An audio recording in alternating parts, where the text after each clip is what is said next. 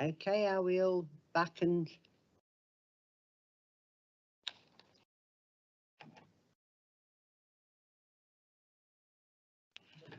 we'll let Alex carry on getting his cup of coffee. Okay, a particular welcome to Joe and the planning enforcement team. It's lovely to see you here for, I presume, the next item for the caravans. Yeah, excellent.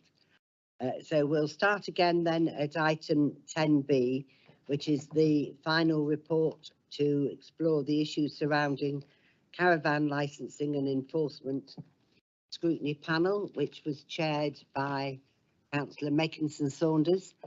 So we've got the report on the agenda in front of you.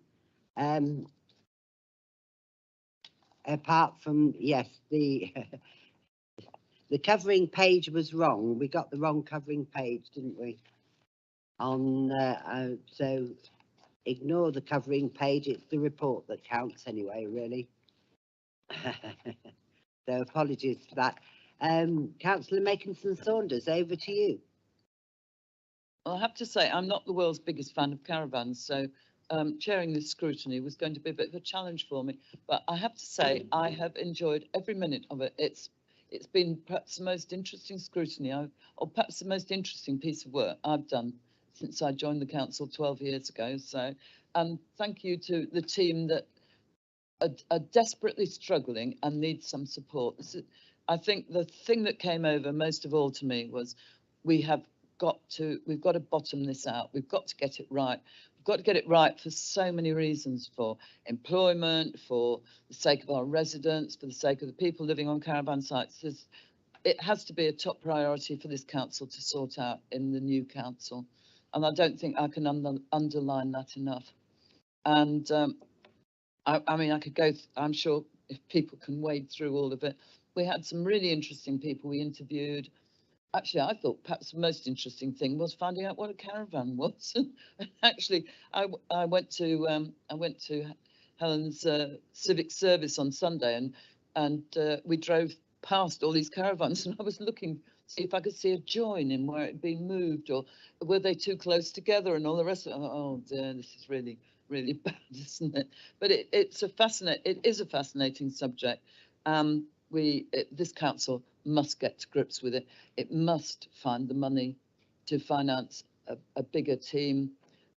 One and a bit people cannot put this issue to bed.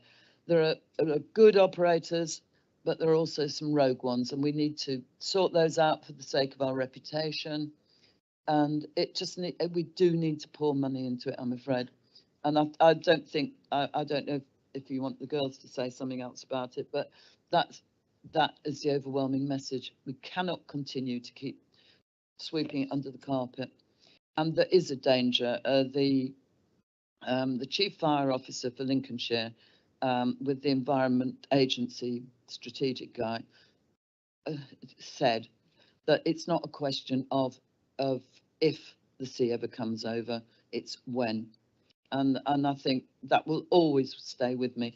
It's the 70th anniversary of the floods along the coast.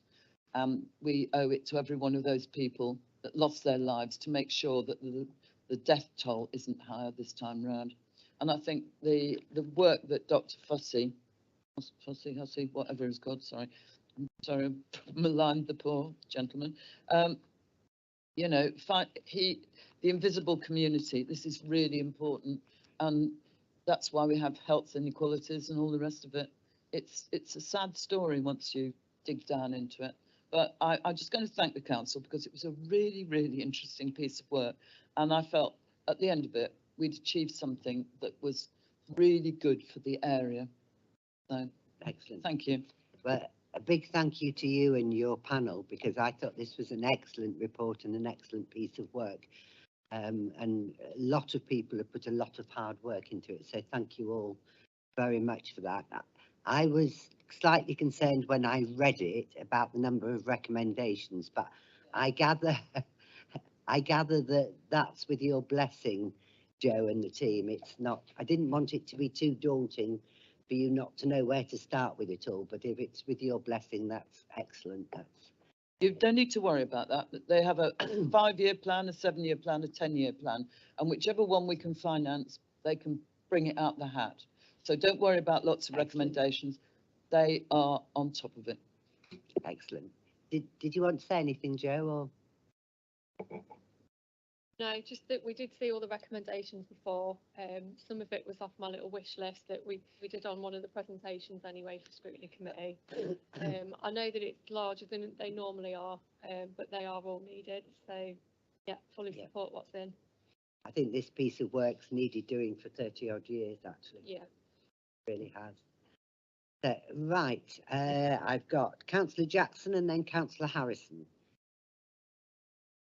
Thank you. I'd like to thank Councillor Makinson-Sanders and the scrutiny team for all the work that went into this. Hugely important scrutiny. 6,600 people living unlawfully on caravan sites during COVID. That's almost a small town. And it really gets to the bottom of why the East Coast has such huge issues with deprivation and with health problems. It's a huge unfunded burden. You've got a lot of older people, not GP registered, essentially hiding from the authorities with slow access to healthcare, and it's huge. This report, I think, as it is, needs sending to our MPs as soon as we possibly can. I don't think there is any hope of levelling up to the extent that we hope to level up, even with the extra money that the coast is getting, unless this is fixed. And I was also pretty shocked by pages 73 to 74 in terms of the planning for a flood emergency. And I just want to reiterate how important it's going to be to fund our team properly and to expand it, because otherwise we're trying to do things in this district with both hands tied behind our back, and I think it's just a hugely important report. Thank you. Thank you. Councillor Harrison. Thank you, Chairman. As you will have noted, I was a member of this scrutiny. Unfortunately, I did miss 1 or 2 meetings, but So did a lot of people, Sandra.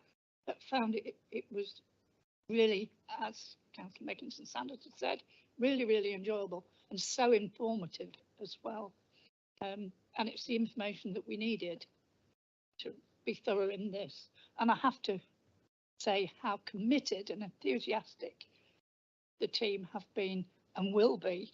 And I do hope they get the funding to get cracking, because it's got to be done and started as soon as possible. It really has. We've proven in this what an important topic it is. And just one other thing, Chairman, there is reference in it on page 68 that we knew that the officers attended a flood exercise at county about flooding, but in view of the connection with, you know, the anniversary of our East Coast floods, etc., will members be actually receiving a copy of that? Because I do think that would be important, the content of it. Could The we answer to request that one question. I'm sure we could. Could we, Elaine? Can we ask for members to see a copy of that? I think that would be helpful. And I think all these messages we need to send from Overview Committee to the Exec Board when this report goes through, just how important it is to resource this team properly and the importance we attach to that. I think that's a very, very strong message to come from here to the Exec Board. Yeah, Chairman, if I might mention, you know, in the past, I think members have expressed concern about the risk register where flooding is on it. You know, this FloodX information might make a difference to that. Yeah. Okay, Councillor Mossop. Yeah, thank you very much, Councillor Makinson-Sanders, and to the team as well for all the work you've contributed to this. This is scrutiny at its best for sure. And I only add a few comments to hopefully add to the recommendations. I said it in a previous scrutiny about timelines and time being town time bound by these recommendations. And I know you've got a 7-year development plan, but you say in recommendation 4, for example, because it's sort of through all your recommendations, to draw up as a matter of urgency. Well, do you mean by the 31st of March, or I think that's your remit, Jill, to be able to say, well, we want this doing. Appreciate the issues that are, but this goes to a portfolio holder and an executive board, and I don't know who the portfolio holder is actually. Yeah, but I think somebody needs to take ownership of it within the executive board to see that we get through these recommendations, but not only that, but in a timely fashion. So I think time bounding things is quite important. The other thing was, in your key lines of inquiries, you were saying about what best practice could we learn from other councils with similar issues. So that is an area where, yeah, okay, yeah, I'll give you a list then, Jill. So that was something that I wondered. Did you go somewhere, or was it is it more difficult than you think, or are we the ones that with all the problems and solutions? Finally, you've got this invisible community, which is not the enforcement issue. It's a side issue from it, obviously. In a community of 6,000 people that's bigger than some of the communities like Spilsby and Halton Clay, for that matter. And I wondered whether you've got any links with that direct with that community, or who has the links with that community. I know there's a caravan chaplaincy out there somewhere doing work. I would wonder I'd be interested to know, because that is funded by volunteers or by the Methodist Church. What outputs that is achieving, and what good is it doing effectively to try and support those people that are living permanently in those caravans. And I totally agree, send it to the MPs, because I think this is a really good example of the problems that we have along our coast. Thank you very much for doing this. I'd also quite like to send it to the lady who used to be the Labour MP for Lincoln, because she's a keen caravaner, isn't she? What was she called? What? No, ages ago before that. She was chairman of the Labour Party at one stage. I just can't think of her name. She's 80 now, I think, but she's still in Parliament, and she's a keen caravaner. And I thought, I'll ring her up. I was really and then I thought, oh, she probably think it's a bit weird, some weirdo phoning up from Lincolnshire saying, I'd like you to do some caravan legislation. How do you feel about it? Because she was always going on about going in the caravan with her husband, so she's very keen on it still. Margaret Beckett, thank you, that's who it is, Margaret Beckett. Thank you. Yeah, she's a blast from the past, but she was really keen on her caravan. Best practice, I think we corner the market. We did learn from a couple of the people we interviewed who run sites. They've got sites up in East Yorkshire, but they run them on exactly the same basis as we did. And talking best practice, that's somewhere where we hoped we might be able to, as we say, we corner the market already, and we've got the highest proportion in Western Europe, so we probably ought to know about it. But we might be able to sell that expertise if we can find a way of advising other people, which would be a little bit more money coming in to help fund this bigger team that we need.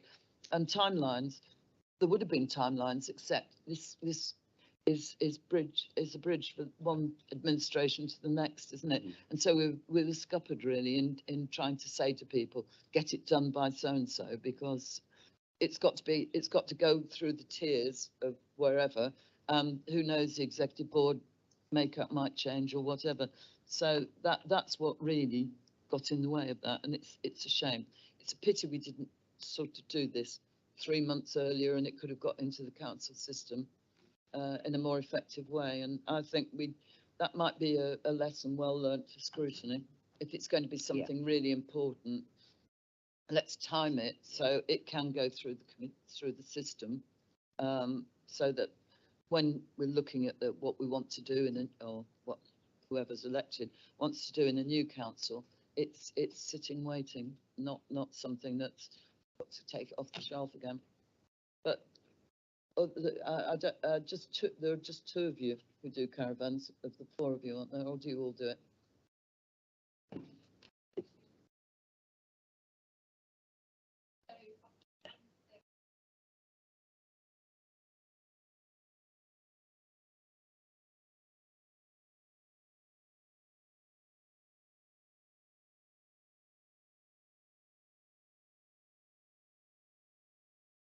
Oh, excellent. See, the scrutiny works. We've doubled the staff already, Absolutely. and that's got to be a great big tick.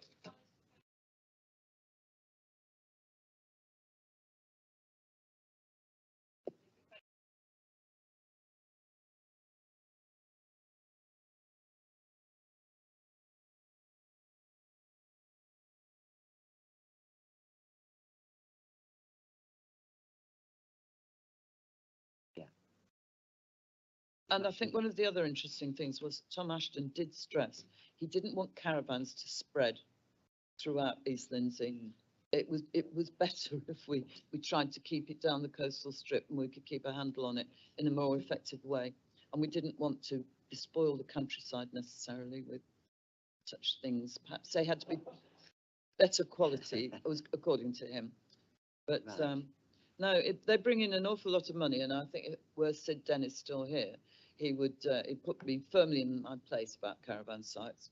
And but he can give you some real horror stories about how naughty some of the operators are. Absolutely. Rebecca, did you want to say anything? I was only just going to say on the timelines, I do take the point, but I think part of the reason we didn't was partly, like we said, it's a change, but also it's the chance to put timelines on when they're considered by the portfolio holder, because he'll obviously speak. It is Councillor Ashton. We decided to be the key portfolio holder. Obviously, it stretches into other areas, but he would be the sort of first point of contact.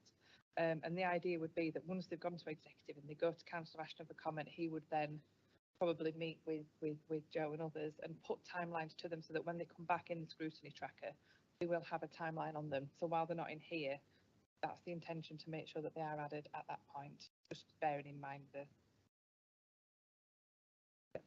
And just on the point of sending this to the MP, do we need to do that via the leader of the council, Councillor Leyland, or can we send it direct, or I think do we've you got a think? pigeon sitting waiting.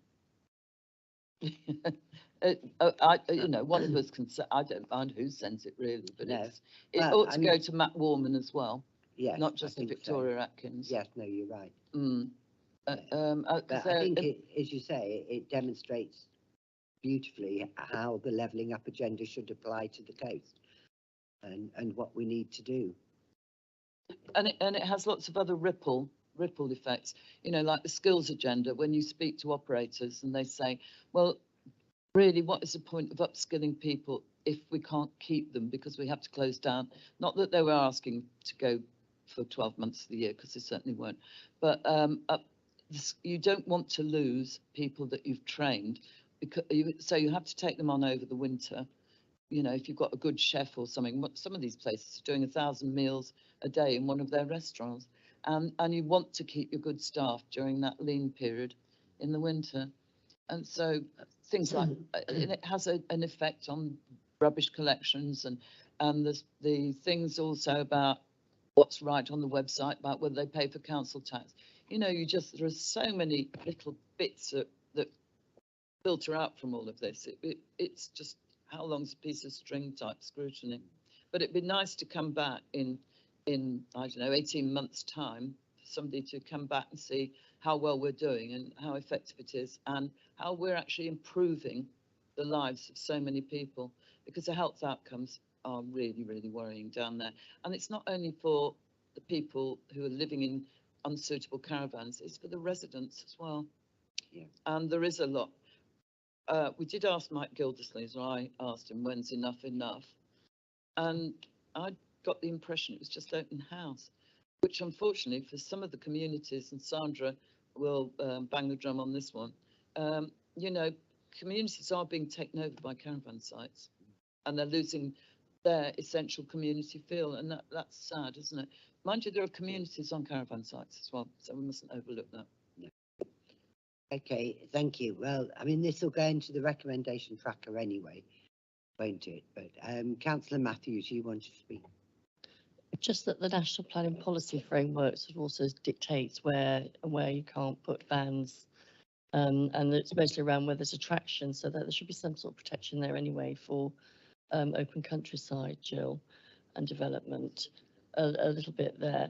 But I think the major thing is around if we have a major disaster, are we culpable as a council if we're not shown to actually be enforcing and making sure that people are off in these periods of like high tides and everything else. So I think it is a really good report and well done to everybody on it.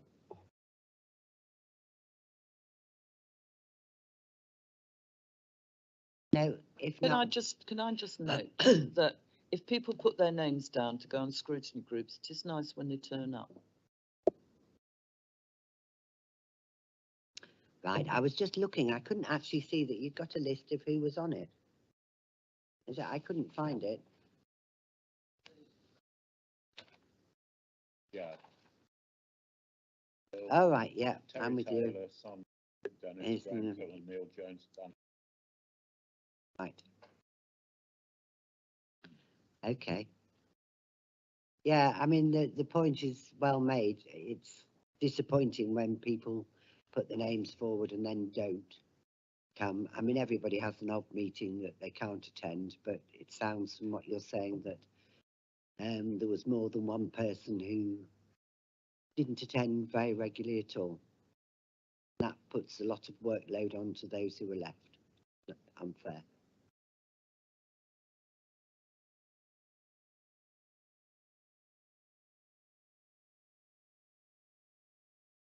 Yeah, I think there were. I think it was one, which is a great shame.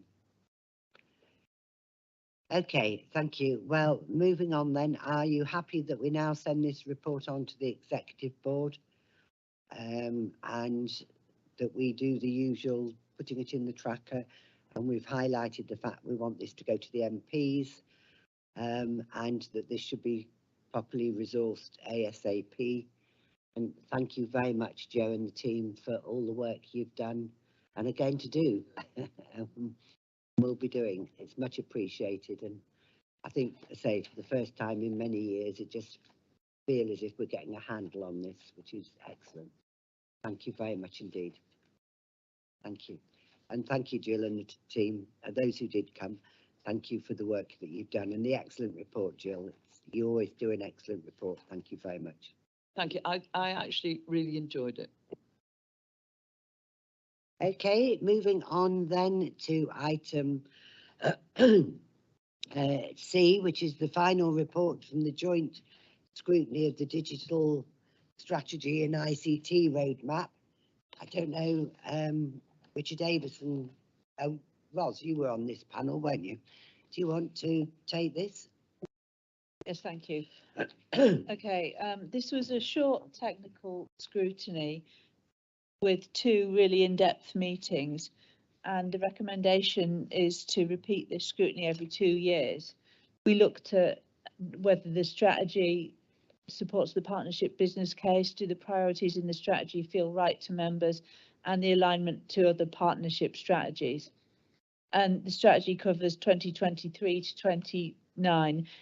The group looked at the systems in place for dealing with old technology, software asset management, and how members of the public experience our online systems through usability testing, and also how people are informed of the progress of issues that they raise. Each council is at quite a different stage in its IT, with quite wide variations on what you can do online, for example. Of the recommendations, you'll notice there aren't very many of them. I'd just like to highlight numbers 2 and 3. 2, digital skills training. It's obviously very useful, and it's a good opportunity for us to find out what we do well or badly in terms of how our users experience that. And number 3, cybersecurity. this is something that's going to be a growing threat as more of our activities move online, and the information that we put online does tend to be quite sensitive, health related, that sort of thing, and or valuable, and that kind of thing does tend to increase the threat level that you get in terms of whether people are going to try and access that information illegally. So training does go a long way to mitigate these risks. Broadly, in this scrutiny, we were very reassured that this strategy is the right path, and that's one of the reasons why we haven't got a lot of recommendations. So I'll take any questions. Any questions or comments? James wishes to say something. Thank you. Just in relation to the recommendations that have come out of that scrutiny, all 4 have been accepted by the portfolio holders. So they were really keen to take forward those recommendations. They have been factored already into the draft cabinet reports for the back end of this month. So that's the onward journey for this piece of work. It's on to cabinets for approval following the pre-decision scrutiny. Councillor Meckinson Saunders and then Councillor Hall. Thank you. When we had our new website, James asked for volunteers to come along and test it out, and it was Councillor Marsh and I turned up to that, which was quite interesting, really. And I was just going to ask about test driving things that you do put online, because we were pretty gormless at what we were doing, really. Well, I speak for myself, and I think getting the customer experience is quite important, and I know that probably isn't part of your strategy, but I did wonder if we do have to go down to the lowest common denominator sometimes. And I've looked, you go to a meeting and you learn something else, you think, oh, I didn't realise I could do that. And so it is quite useful to have sessions for people that aren't that good at it. Councillor Hall. Thank you. And in a way, leading on from what Councillor Meckinson Sanders has said, I mean, sometimes I think it's very well, the public accessing our content online, but also for councillors as well, accessing our own emails, accessing our own digital infrastructure can be quite challenging sometimes. And I think it would be really good. I'm not sure if it would be at all possible, but if our devices could have a SIM card, so that we can have access to the internet, wherever we may be, because there's often times that we have meetings outside of where there isn't internet access, and that would be hugely valuable. So as a councillor, I just wanted to make that point. Thank you. Yeah, I'd reiterate that. I mean, I sit on the Flood Scrutiny Committee at Lincoln on behalf of this council, and we don't get papers printed. I'm not going to print them off at home, and I missed half of a meeting recently because the guest Wi-Fi in the council chamber at Lincoln was absolutely appalling. It cut me out every sort of 30 seconds. It threw me out, and because there wasn't a SIM card, I had no other option other than I've spoken to Lincoln about it, and in the future they're going to give district members the login details for members' Wi-Fi in the council chamber, but to discover that partway through a meeting was a bit difficult and useless, I have to say. But had I had a SIM card, which I used to do before they decided I couldn't have one anymore, chairman of Overview, had I had a SIM card, it wouldn't have been an issue. So, okay, any other comments or questions? Councillor Matthews. Just on the same theme, I know the county council equipment has all built-in technology where you can access the internet everywhere, and just that if we are at any point going to upgrade, can that be the case as well? Yeah. Okay, thank you very much. Otherwise, it sounds as if this has already gone to the relevant portfolio holder and they've agreed the recommendations. So. Yeah, so it's been a cross-partnership piece of scrutiny, and I think throughout that process, each of the portfolio holders at the 3 councils have been quite heavily involved. So yeah, they have seen the recommendations already, and they are supportive. Thank you very much. Thank you, Councillor Jackson and Councillor Avison, who took part in the panel. And we're now on to 10D, and Councillor Bruce, thank you so much, and thank you for your patience in sitting through all our deliberations this morning. It's lovely to see you here. And over to you. Well, thank you very much indeed, Madam Chairman. May I say what a wonderful welcome everybody's given me here today. It must not be an accident. When I set out this morning, there were 1 or 2 tiny snowflakes falling in the far east. But when I came north from Hubbards Bridge, the sun came out. But I didn't see the Statue of Liberty when I came through New York. But we won't go into that. But but I think history of me in Lincolnshire goes back a long way. As you all know, I'm probably from Somerset and Wiltshire. But when I came for a holiday when I was quite young, for a while, my furthest north place on the planet was Marsh Chapel. My dad, as a lad, grew up just outside Spilsby. That's how I learnt when I was young that BY is Scandinavian for village. But it's this report, and I'm going to explain briefly why it's regarded as interim one and why it's taken a long time to come this far. I bring you greetings from Sutton Bridge, which is the only parish in the country with postal addresses in 3 counties and 2 regions, and also from King's Lynn. And although I'm a governor of the QEH Hospital in King's Lynn, which is the most propped hospital because it was built with aerated concrete, it has 2,438 props in it holding the ceilings up. But it also has an enormous amount of sand, which has settled in the estuary of the Ouse. And I'm reliably informed that King's Lynn would be very glad if you took 100 million tonnes of it to replenish the beaches of East Lindsey.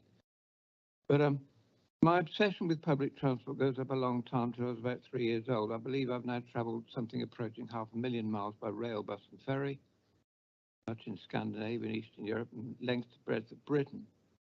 And my real involvement with campaigns started when some pensioners in my parish 25 years ago said, was there any chance of getting bus passes nationally for pensioners? They all got together, a group of them. We wrote 650 letters to every single MP, and they were photographed, posting them all. Of course, they were to MPs without stamps on. 2 days later, I got a serious call from the head postmaster in Peterborough, who rejoiced in the name of Mr. Percival Pigg. His name was actually Percy Pigg. What was he to do with the letters? I said, deliver them. But you're only allowed to send a letter without a stamp to your own MP. So I said, I better have the other 649 back. And our MP, Mr. Hayes, had just been elected, and I took this big bag of mail to him. I said, will you deliver these to all your colleagues? And within 11 months, we got national bus passes. That really got me rather interested.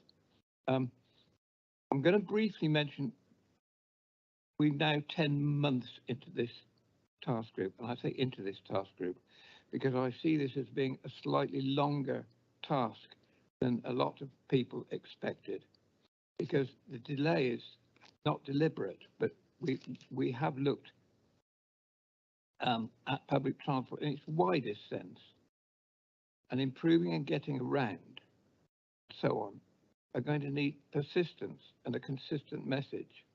Part of the reason, of course, is because a lot of what we're talking about is not a direct responsibility of district councils and partnership. We're going to have to do quite a lot of influencing and persuasion, but when I finish, I'll let Matthew outline more on that. But we've widely consulted both in Lincolnshire and beyond, and I'm enormously grateful to all members of the 3 districts in the SELCP, and also to Matthew, Rebecca and Michelle, and who've helped us, and also particularly David Ubaka, who is our sort of specialist consultant on the short-term, medium-term, long-term is what we've been trying to look at. Some of you know I spent 12 years as the Lincolnshire County Council rep on Transport for the North, and nearly 16 years as the rep on the LGA Public Transport Consortium. It took me just over 3 years by constant persuasion to get extra trains to Gainsborough Central. it took me approaching 9 years, finally convinced people, having written reports on it, that we should make what I call the joint line, is Peterborough, Spalding, Sleaford, Lincoln, Doncaster, a 2-shift line. So they were actually trains people could use in the early morning and in the evening. And I gather quite a lot of people are now using them. And I've also written my own report on whether that should be electrified. I managed to get them to leave the space when they modernised it for electrification, but we're still waiting for the wires. That would be increase the capacity and bring large parts of our county would benefit as a result, because it'd be a lot easier to do that than try and alter Stoke and Peascliff tunnels on the East Coast Main Line. So it was an alternative, but we haven't got it yet. So I tend to look rather long term into these sort of things. The nature of SELCP, the large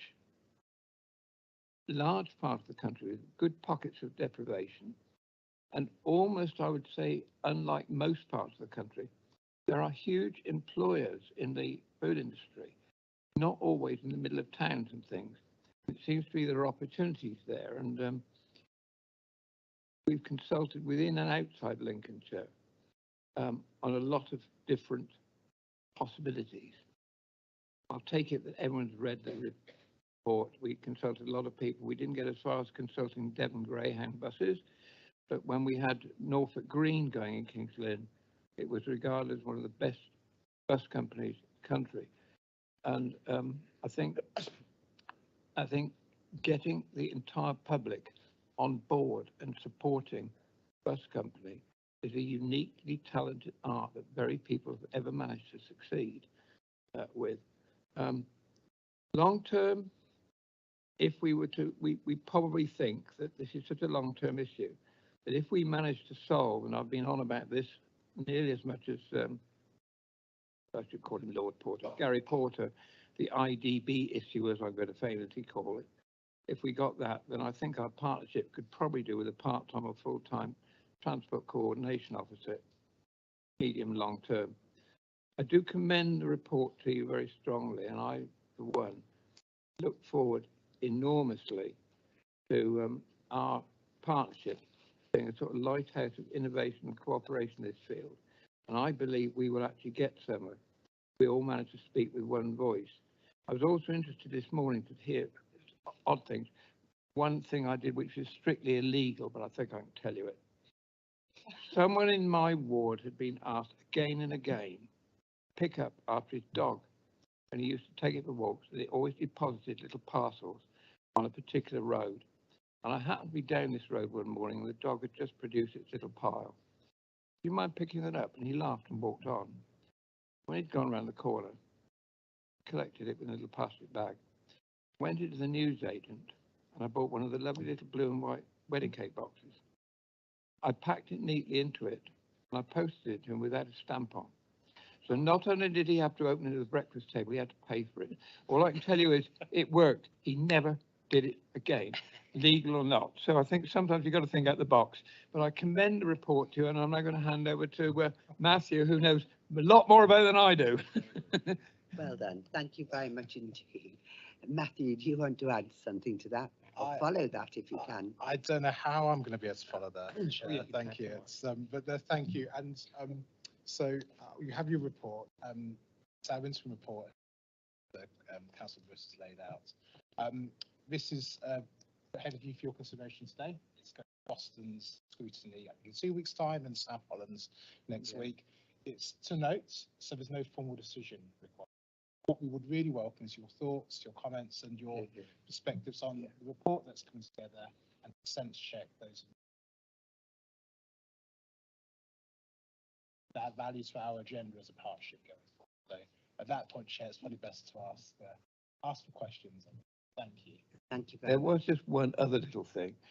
When talking to my vice chairman, who was Adrian Benjamin, and I've known Tom, I think Tom's taken my role on county at the moment, on nationally.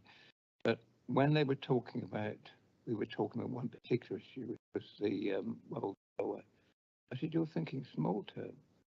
If the Hunstanton to Gibraltar Point generating barrage ever takes place, what about steam trains from Mablethorpe down to Stanton? He said, we were thinking on a different scale to the rest of us. Right, councillor Hall, you were first. Thank you, Chairman. Public transport from the perspective of the local transport authority. LTC have offered members of the panel the opportunity to attend the county's Highways and Transport Scrutiny Committee. I just wondered if members of the panel had taken part in that. I can do that. Not yet, no, but one update to this report, which has happened since this was published, was I've been having some conversations at an officer level with the county council concerning this, and they're very keen, after having read the recommendations, to work with us. So that hasn't happened yet in terms of the scrutiny meeting, but in terms of some really positive dialogue with the county council off the back of this, that has now started to happen. I'm pleased with.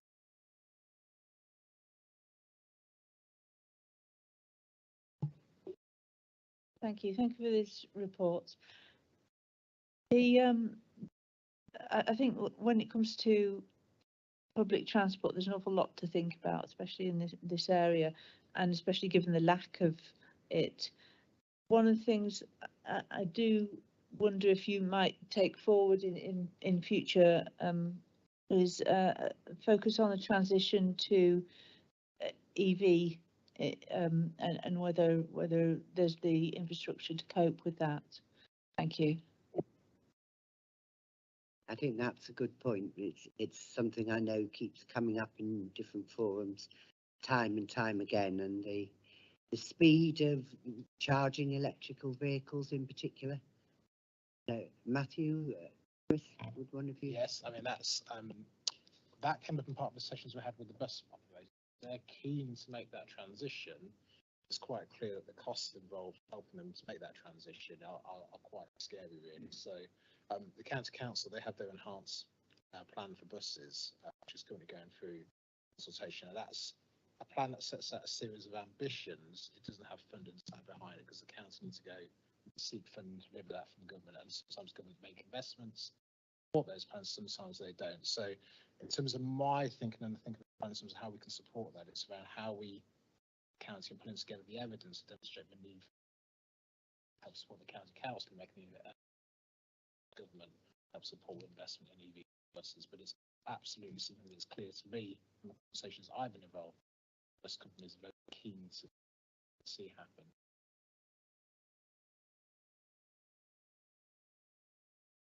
Thank you for that. Any other questions? Councillor Meckinson-Saunders and then Councillor Manuel. Well, I was talking to the chap that runs my garage, the garage where I have my car serviced, last week, and we were talking about electric cars and about what will happen in the future. It's very expensive to have your mechanics trained to look after electric cars, so I suppose they hope lots of people get them. But what we do have to remember is that after about 10 years, their batteries go. They're jolly expensive to buy an electric car, but the battery is going to then set you back another 10 grand, and it will need replacing. They wear out, they just diminish. They're like lots of things. And he said it'll be like turning the clock back to the 1920s for the vast majority of people living in places like East Lindsey, where there is a lot of poverty, because the cars that a lot of us are driving, you won't be able to get the fuel to put in them, or they'll just be fallen to pieces by then or whatever. And it will be very much a two-tier system. The rich will have their cars, but the rest of the population will really struggle. We've got roads that are absolutely littered with potholes. If anybody thinks I'm going to go out on an e-bike and fall off into a pothole, because when it's rained, you can't see the pothole, and if you fall off when you're any age and bang your head, it's probably the end of you.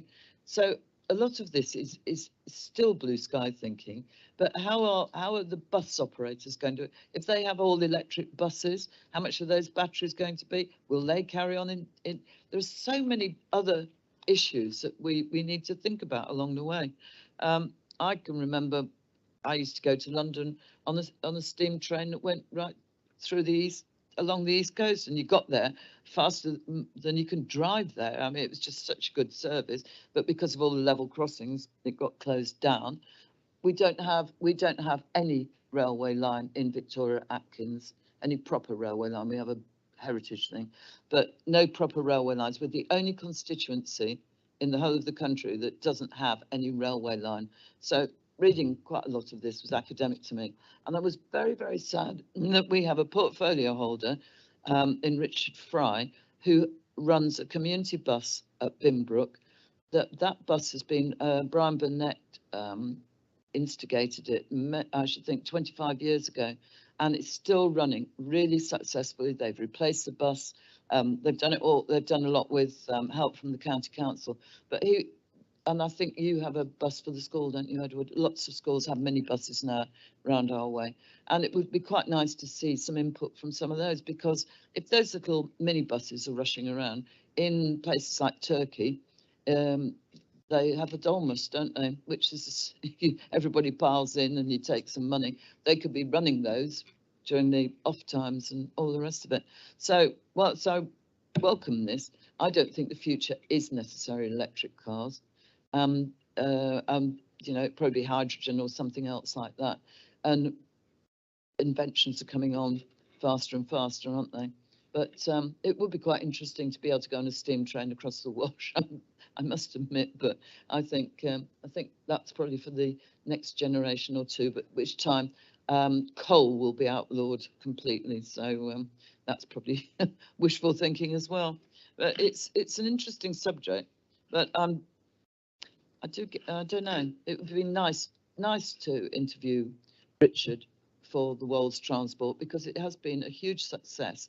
Just like they have made television programs about the bus that they have in Yorkshire that goes around the Dales. So it's you know, that's your next lot of inquiry. Okay, thank you. Councillor If I- Mannion. If I could very briefly, I said, Yeah. we were very careful to make sure that whilst we broadened the term public transport as far as we could, we didn't deal with private transport at all. We certainly dealt with such things as the voluntary car scheme. The problem there, of course, is a lot of them are in trouble because the drivers are rather elderly and they're not all slipping off the twig, but some of them are stopping driving.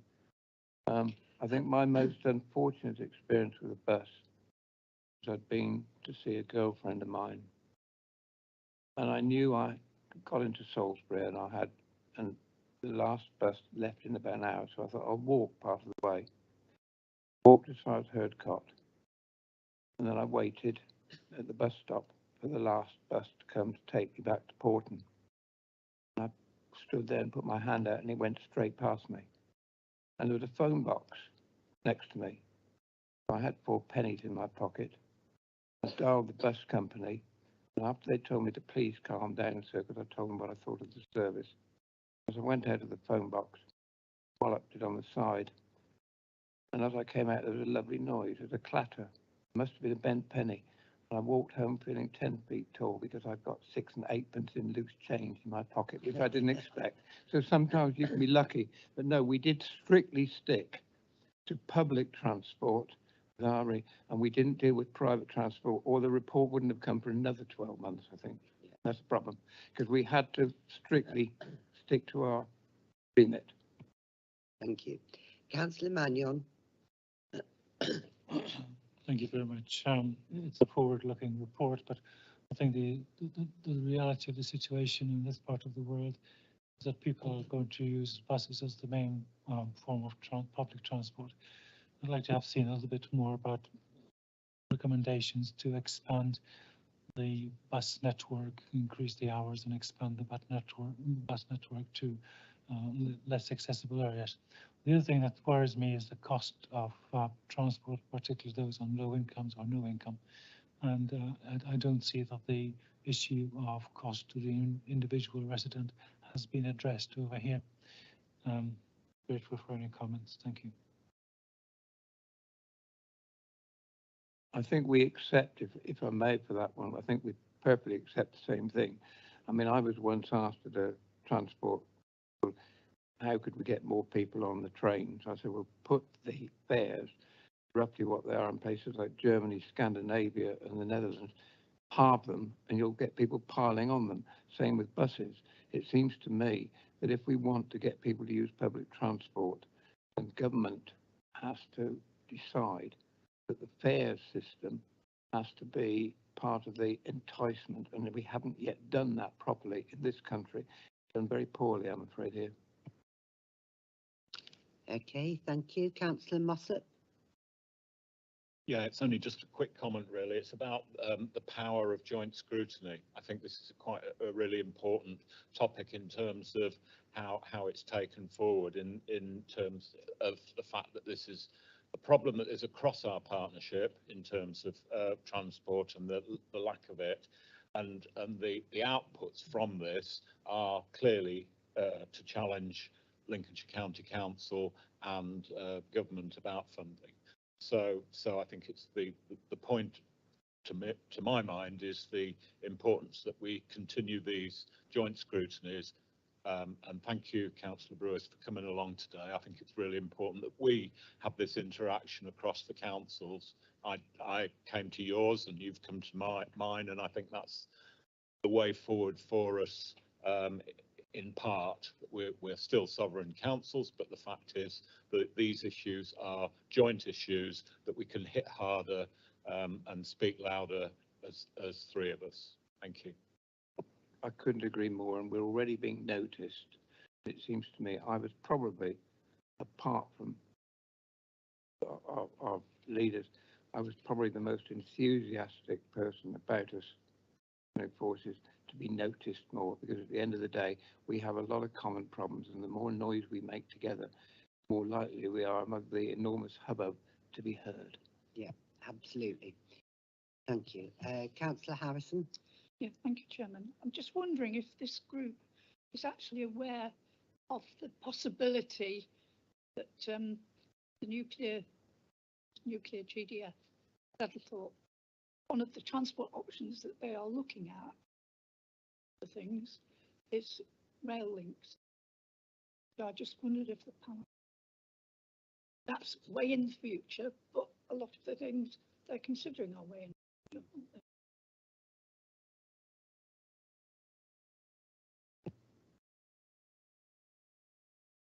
I think probably we did strictly stick to public transport and not deal with it, even though I personally spoke to Network Rail some years ago and said if I could have proved that a freight line north from Felixstowe, picking up at Immingham and other important port and Boston en route, would have saved them having to invest a fortune in the extension of the M11 and the A14, with their diverted money from one to the other.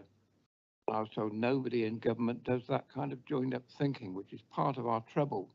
And what bothers me is coming out of Felixstowe, I don't know how well you know it, which is our biggest container port, train going north had to go around in a circle at and go into Ipswich and then reverse. And the actual connecting loop, just over a mile, about a mile and a half, so they could go straight north. How many years do you think it took us to put that little tiny loop in? 42 years. And that does occasionally make me think. Another issue to do with potholes, of course, is the government, in increasing years ago the weight of lorries on our road, forgot that all the roads were built to take the previous lorries and weren't constructed to take them. And then they wonder why the roads are breaking up. I rest my case. Thank you, Jim. Just in terms of the specific points on Saddlethorpe, no, that hasn't been a topic of conversation as part of this group, but it was quite clear from conversations with Network Rail, who we met with, that they are aware of that proposal, and that's some of the conclusion of when thinking about their future planning. But it's absolutely something we can take forward as part of the group's thinking, lines of scrutiny. Right, thank you very much, and thank you. I don't think I've got any other speakers, but thank you very much for coming today. It's much appreciated, and I think we've had a good discussion and a good debate, and it's an excellent piece of work that we look forward to the conclusion of. Hopefully some of us will be here to see it. So Anyway, thank you very much. Item E then is the Standing Reference Group, Maybe Hub project update. I'm sorry I was unable to attend this in the end, but I know Councillor Mossop and Councillor Makinson Saunders did and had a good discussion, I think, with you, Matthew, over this. You've got a short report here from Rebecca. I am minded that some of the information that was given at that meeting that you've had an email report from, I think, is sort of commercially sensitive. So if you do want to go into discussion on some of that, we will have to go into committee to do so. Councillor Mossop, did you want to say anything before I ask? Yeah, I think the fact is that three of us are here in the room who had a robust discussion with Jill Makinson Sanders and myself with Matthew. We were grateful for that, for helping us to understand a bit more about the background of the Moby Hub project. It cleared it in my mind. Unfortunately, I think some of the people who came to the last overview committee were confused about the relationship of where things were going to be and what bit is going to go on the industrial estate, which is not this bit, which is the bit that you're investing in, and all the information has been supplied to the rest of the overview committee anyway. So sorry you missed it if you missed it, but you have that opportunity to be there, and it was useful. Thank you. Thank you, Councillor Makinson Saunders. But I do think good toilets for when people arrive on buses, if they are coming on. But you've got to have nice facilities to make people remember, want to come back again.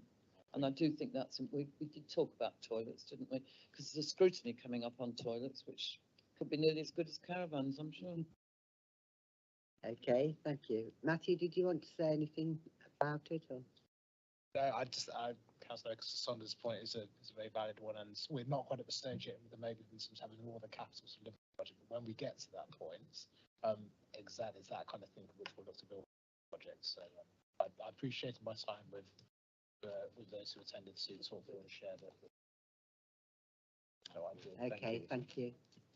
Thank you very much. There is a rumour going around that that's where Mablethorpe Market is going to relocate to. I don't know if Matthew knows about this, but that's what I was told the other day. Matthew's shaking his head and saying no. Not one on her, I'm afraid, no. Okay, right. Thank you. Well, thank you very much, and thank you for that report. You're very welcome to stay, but if one or both of you want to depart for Spalding or climbs even further south than Spalding, you're very welcome. Well, I'm enjoying the meeting very much, so if I may stay to the end, Madam Chair, I'd like to. You're very welcome. Very, very welcome. Thank you very much. Hopefully we won't be too much longer now. I think we're getting through it. Item 11, scoping of scrutiny and policy panels, and A on page 133. Rebecca, do you want to say anything about this? No, only that hopefully it will pick up some of the urbanisation that Councillor Jackson mentioned. Part of the Magna Vita, as you know, they're part of our wider partner organisations, and one of the points of inquiry will be to look at how we're working with partner organisations on that kind of activity. And I know Sarah Baker and her team have already got that in their mind as part earlier, but.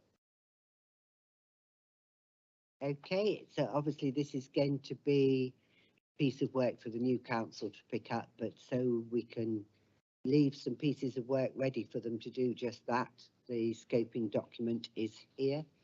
So are you happy, first of all, with the scope of the review of the carbon reduction plan and associated carbon reduction activities at East Lindsey? Are you happy with that scope? Somebody like to move it? Seconded, all in favour. Thank you very much. And the second one is community safety strategy review. Again, do you want to say anything, Rebecca? Again, this was suggested by Emily Spicer. It was a newish policy, and while partnership one, she wanted input on you know, on the priorities, if we felt it was the right one. She wanted sovereign council input onto what our priorities were and what areas we might want to. So she wanted to give us the opportunity to, rather than So, any questions or comments? Councillor Mackinson Well, so Saunders? much of it is without our control, isn't it? I mean, worrying about crime, well, I have to leave that to the gentleman in Lincoln that's being investigated at the moment, the police commissioner, and the police. I mean, we don't, how do we influence any of this? We say we don't want them to get rid of PCSOs and things like that. Well, that falls on deaf ears. And I mean, are we all living in the absolute fear of crime? Because I think there are a lot more important issues. But if it's over 3 councils, I'll probably get over it. But there are a lot more important issues. We can't get a policeman if we wanted one, and this ain't going to solve it, I'm afraid. Is that a reason not to scrutinise this? I don't think it's not a reason, but I don't think it is a top priority. I think there are some other things that are probably a better priority. Well, it'll be up to the new council to decide what their top priorities are, aren't they? They may decide that this is something they don't want to bother looking at, but if the scope is here, then and we've agreed it, then they can pick it up and run with it if they feel like that's what they want to do. Councillor Hall? Just on a point that Councillor Mackinson Sanders has made, just with the policing budget in the past, the Police and Crime Commissioner has been, I can't, whether it's to this committee or to a reserve members day, has been and actually given a presentation, and there's been debate around that budget. And I was just wondering if that could happen again in future, because you know that was quite useful in the past, and I think we missed it this time. I'm not sure why, but it would be quite useful to have it again in future. Okay. Well, are That would you probably work better. happy? I mean, at the moment, all we're doing is agreeing the scoping document. Are you happy with this as a scoping document? Yeah, it's been proposed and seconded. All those in favour? I say it'll at the end of the day, it'll be up to the new council to decide what it wants to go ahead with, but we're leaving it some work ready to pick up if they wish to do so. Item 11B then is a topic suggestion form. I think this was put forward by you, Councillor Mackinson Saunders. I better just. It came out of something that came up at audit. And Yeah. so I was, Can I I was just picking it up declare from an that. interest that as chairman of Overview, I do sit on the Invest East Lindsey Supervisory Board, not the board, but the Supervisory Board, but it is as chairman of Overview, so I will declare that at this point. But I have to say, sorry, I've interrupted you. Carry on.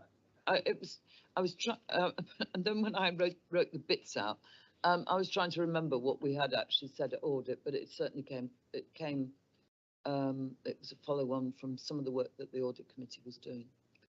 My only concern was that it complemented the scope that we've already agreed on Kingfisher rather than started to, because Kingfisher is mentioned in here. We didn't want to be doing the same piece of work twice on Kingfisher. No, well, I think the two should be amalgamated because they're both part of the Invest East Lindsey, aren't they? Yeah, I think that would be good. Yeah, I think that was probably what Yeah. I was aiming for. Yeah, Yeah. and to include looking at the governance of Invest East Lindsey. Yeah, I think we can manage to encompass that, can't we? Yeah, I was just looking at the Kingfisher stuff. It was going to be like a short focus piece. It only had 3. I'm sure we can sort of expand Put and then them we can bring together. it back to the first meeting of the new council and agree and amalgamate it. I think we also need to take on board what was discussed at audit, which was about an internal audit on Kingfisher, which is clearly a trigger that prompted you to bring it forward about the assurance on that. So I think that's something that needs to be included as a starting discussion point. I can work with you, councillor, yeah, just on the revised thing, ready for. Yeah. Councillor Jackson, did you want to speak? Yeah, I think this is incredibly important, and given what was said in audit, possibly add the question about what